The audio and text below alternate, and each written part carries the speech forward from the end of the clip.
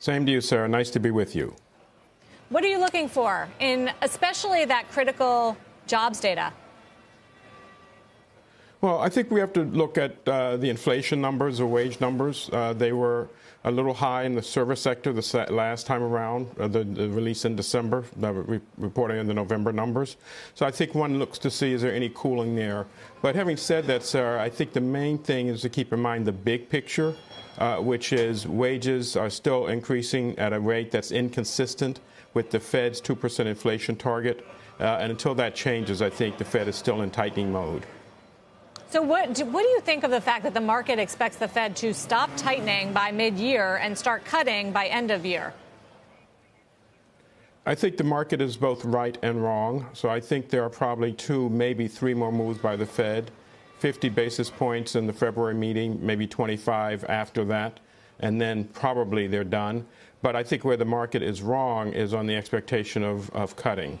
When we looked at the most recent summary of economic projections, there was no sign there of the Fed expecting to cut during this year.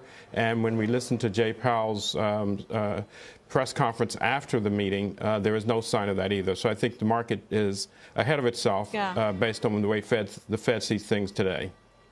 What if the wages don't cool down? What if wages keep high because we have some serious supply issues when it comes to labor in this country, labor participation, availability of workers, eligibility of workers, skills?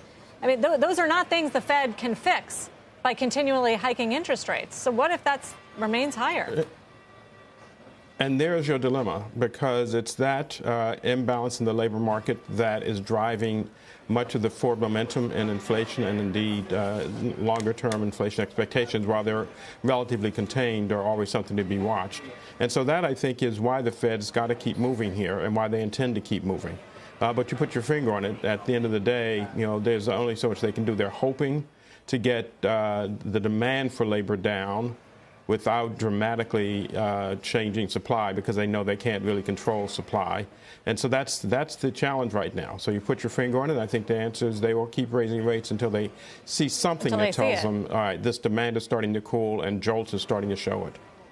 But you must think that that's going to happen if you think that the Fed is going to pause by mid-year. What do you see changing between now and then on the inflation story? Well, I think the reason I think the Fed is going to pause by mid-year is they've done so much. Their own projection signals an expectation now of a so-called terminal rate of around 5 to 5.25. So, you know, I'm just simply reflecting back what the Fed itself is expecting.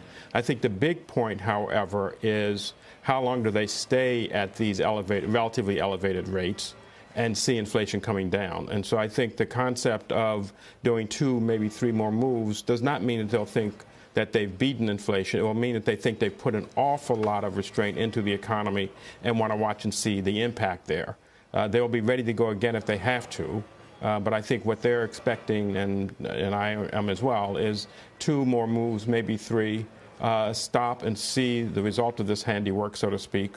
But that does not mean that they are ready to cut. I think it means they're going to hold rates there, hope for inflation continue to come down, which will allow so-called real rates to gradually rise into a comfort zone that they have of 1.5% to 2%.